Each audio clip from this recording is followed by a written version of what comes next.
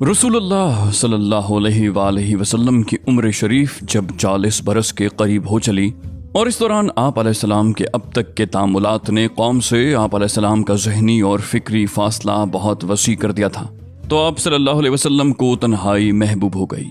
چنانچہ آپ علیہ السلام ستو اور پانی لے کر مکے سے کوئی 2 میل دور کوہ ہرا کے ایک غار میں جا رہے تھے۔ یہ ایک مختصر سا غار ہے جس کا طول 4 گز اور عرض 1.25 گز ہے۔ یہ نیچے کی جانب گہرا نہیں ہے بلکہ ایک مختصر راستے کے بازو میں اوپر کی چٹانوں کے باہم ملنے سے ایک کوتل کی شکل اختیار کیے ہوئے ہے۔ آپ علیہ السلام جب یہاں تشریف لے جاتے تو حضرت خدیجہ رضی اللہ تعالی عنہا بھی آپ علیہ السلام کے ہمراہ جاتی اور قریب ہی کسی جگہ موجود رہتی۔ آپ صلی اللہ علیہ وسلم رمضان بھر اس غار میں قیام فرماتے، آنے جانے والے مسکینوں کو کھانا کھلاتے اور بقیہ اوقات اللہ تعالیٰ کی عبادت میں گزارتے۔ کائنات کے مشاہد اور اس کے پیچھے کار فرما قدرت نادرہ پر غور فرماتے۔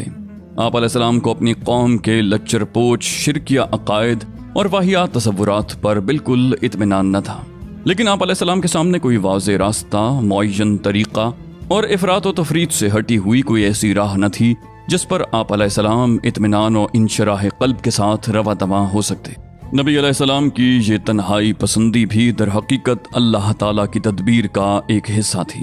اس طرح اللہ تعالیٰ آپ صلی اللہ علیہ وسلم کو آنے والے کار عظیم کے لیے تیار کر رہا تھا۔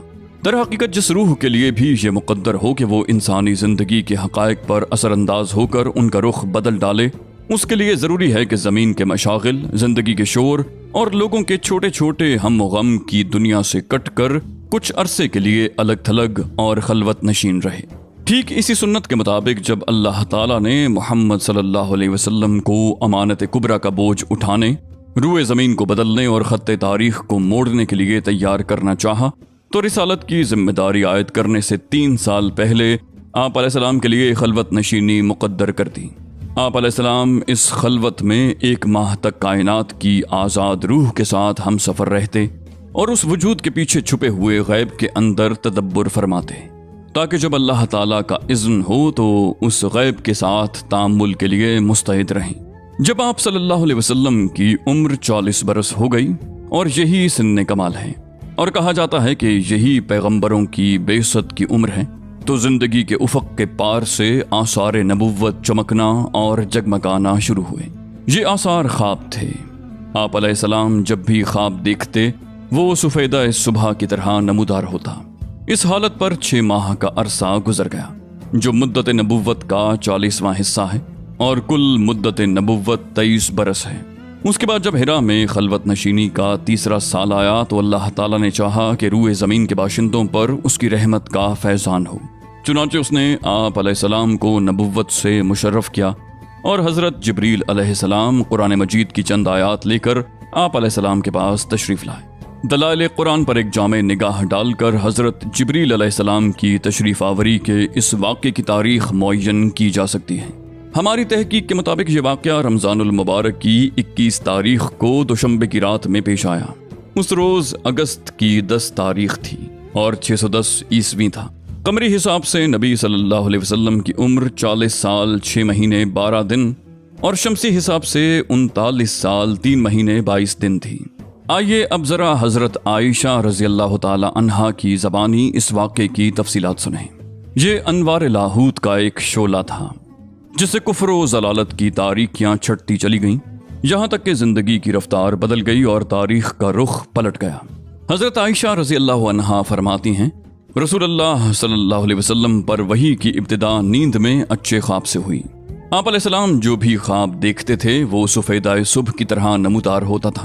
پھر آپ علیہ السلام کو تنہائی محبوب ہو گئی، چنانچہ آپ علیہ السلام غار ہرا میں خلوت اختیار فرماتے اور کئی رات گھر تشریف لائے بغیر مصروف عبادت رہتے۔ اس کے لیے آپ علیہ السلام توشہ لے جاتے، پھر توشہ ختم ہونے پر حضرت خدیجہ رضی اللہ عنہا کے پاس واپس آتے اور تقریباً اتنے ہی دنوں کے لیے پھر توشہ لے جاتے، یہاں تک کہ آپ علیہ السلام کے پاس حق آیا اور آپ علیہ السلام غار ہرا میں تھے، یعنی آپ کے پاس فرشتہ آیا اور اس نے کہا پڑھو۔ آپ علیہ السلام نے فرمایا میں پڑھا ہوا نہیں ہوں۔ آپ علیہ السلام فرماتے ہیں کہ اس پر اس نے مجھے پکڑ کر اس زور سے دبایا کہ میری قوت نچوڑ دی، پھر چھوڑ کر کہا پڑھو۔ میں نے کہا میں پڑھا ہوا نہیں ہوں۔ उसने दोबारा पकड़ कर दबोचा, फिर छोड़कर कहा पढ़ो। मैंने फिर कहा मैं पढ़ा हुआ नहीं हूं। उसने तीसरी बार पकड़ कर दबोचा, फिर छोड़कर कहा इक़्रा बिइस्मि रब्बिकल्लज़ी खलक़ खलक़ल इंसान मिन अलक़ इक़्रा व रब्बुकल अकरम। पढ़ो अपने रब के नाम से जिसने पैदा किया, इंसान को लोथड़े से पैदा किया।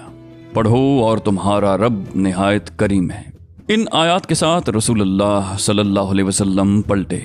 आप अलैहिस्सलाम का दिल धक धक कर रहा था।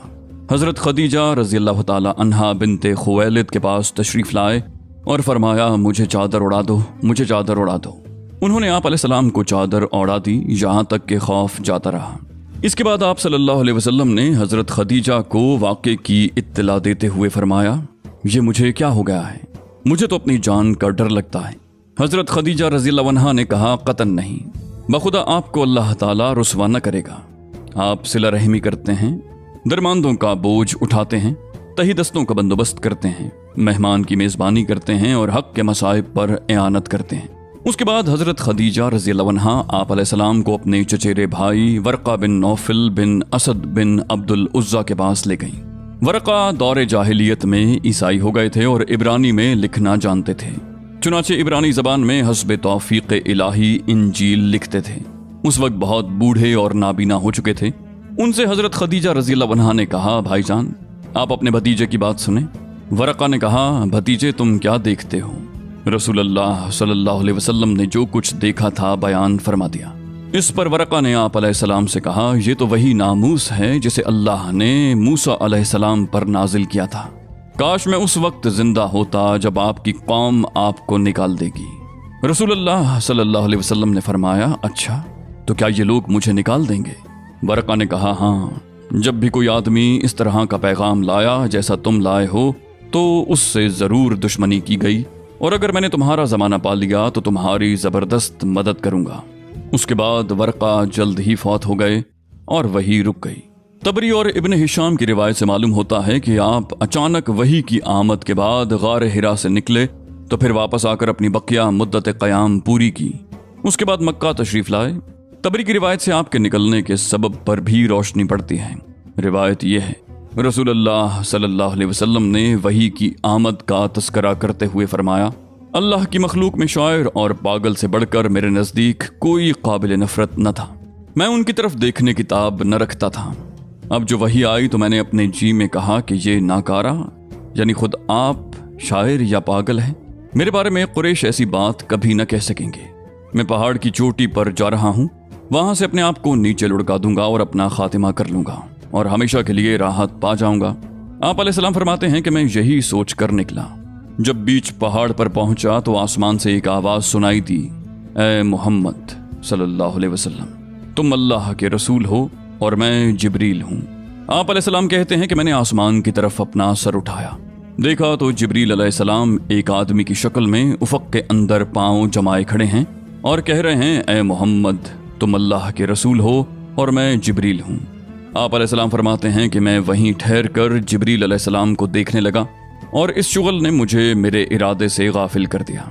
अब मैं न आगे जा रहा था न पीछे, अलबत्ता अपना चेहरा आसमान के उफ़क़ में घुमा रहा था और उसके जिस गोशे पर भी मेरी नज़र पड़ती जिब्रील अलैहिस्सलाम उसी तरह दिखाई देते।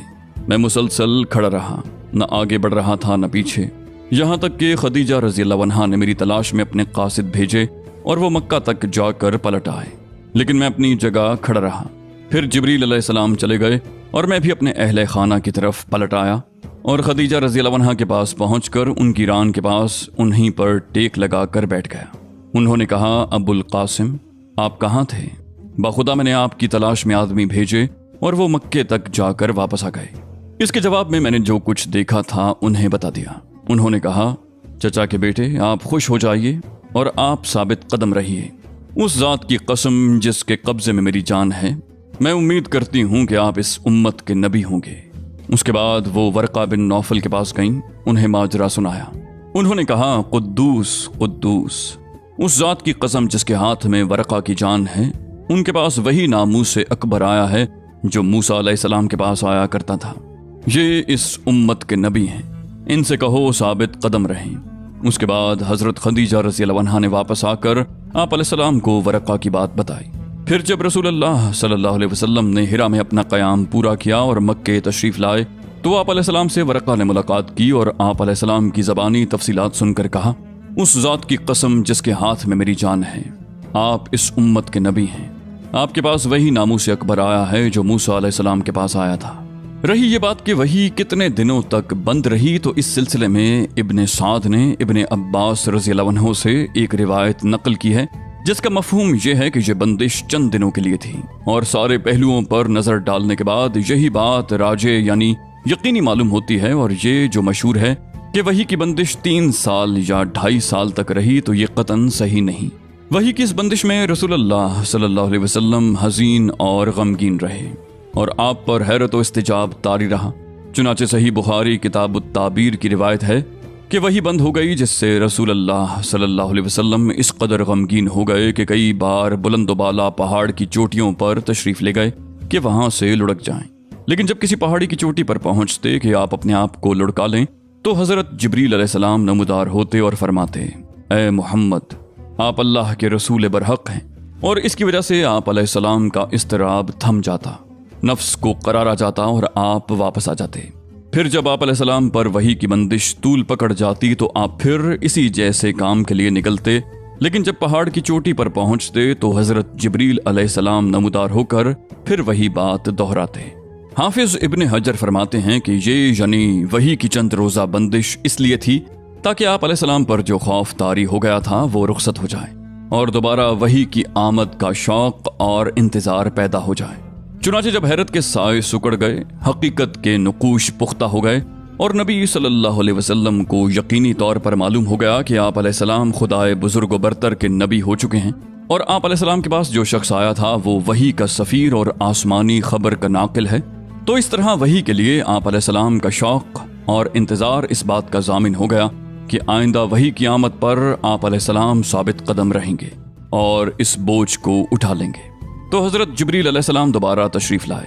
صحیح بخاری میں حضرت جابر بن عبداللہ رضی اللہ عنہ سے مروی ہے کہ انہوں نے رسول اللہ صلی اللہ علیہ وسلم کی زبانی بندش وحی کا واقعہ سنا۔ آپ علیہ السلام فرما رہے تھے، میں چلا جا رہا تھا کہ مجھے اچانک آسمان سے ایک آواز سنائی دی۔ میں نے آسمان کی طرف نگاہ اٹھائی تو کیا دیکھتا ہوں کہ وہی فرشتہ جو میرے پاس ہرا میں آیا تھا آسمان و زمین کے درمیان ایک کرسی پر بیٹھا ہے۔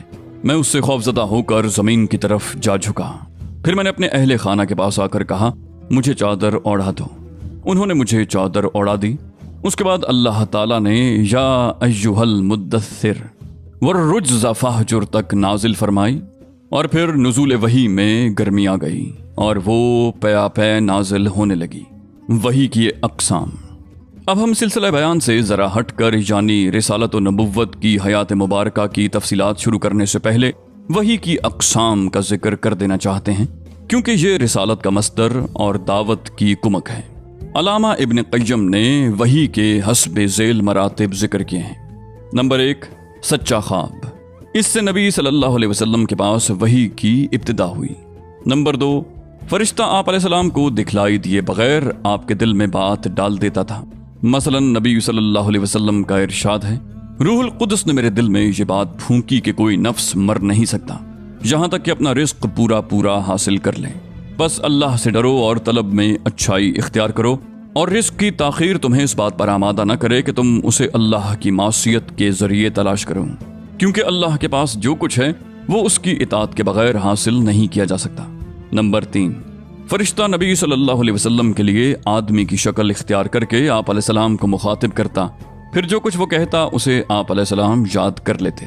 اس صورت میں کبھی کبھار صحابہ بھی فرشتے کو دیکھتے تھے۔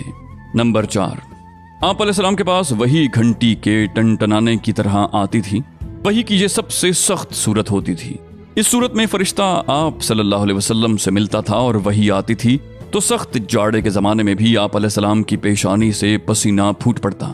آپ اونٹنی پر سوار ہوتے تو وہ زمین پر بیٹھ جاتی۔ ایک بار اس طرح وہی آئی کہ آپ علیہ السلام کی ران حضرت زید بن ثابت رضی اللہ عنہ کی ران پر تھی۔ ان پر اس قدر گراں بار ہوئی کہ معلوم ہوتا تھا کہ ران کچل جائے گی۔ نمبر 5، آپ صلی اللہ علیہ وسلم فرشتے کو اس کی اصلی اور پیدائشی شکل میں دیکھتے تھے، اور اسی حالت میں وہ اللہ تعالیٰ کی حسب مشیت آپ صلی اللہ علیہ وسلم کی طرف وحی کرتا تھا۔ یہ صورت آپ صلی اللہ علیہ وسلم کے ساتھ 2 مرتبہ پیش آئی، جس کا ذکر اللہ تعالیٰ نے سورہ نجم میں کیا ہے۔ نمبر 6، وہ وحی جو آپ صلی اللہ علیہ وسلم پر معراج کی رات نماز کی فرضیت وغیرہ کے سلسلے میں اللہ تعالیٰ نے اس وقت نازل فرمائی جب آپ صلی اللہ علیہ وسلم آسمانوں کے اوپر تھے۔ نمبر 7، فرشتے کے واسطے کے بغیر اللہ تعالیٰ کی آپ صلی اللہ علیہ وسلم سے حجاب میں رہ کر براہ راست گفتگو، جیسے اللہ تعالیٰ نے موسیٰ علیہ السلام سے گفتگو فرمائی تھی۔ وحی کی یہ صورت موسیٰ علیہ السلام کے لیے نص قرآنی سے قطعی طور پر ثابت ہے، لیکن نبی صلی اللہ علیہ وسلم کے لیے اس کا ثبوت قرآن کی بجائے معراج کی حدیث میں ہے۔ بعض لوگوں نے ایک 8ویں شکل کا بھی اضافہ کیا ہے، یعنی اللہ تعالیٰ رو در رو بغیر حجاب کے گفتگو کریں، لیکن یہ ایسی صورت ہے جس کے بارے میں سلف سے لے کر خلف تک اختلاف چلا آیا ہے۔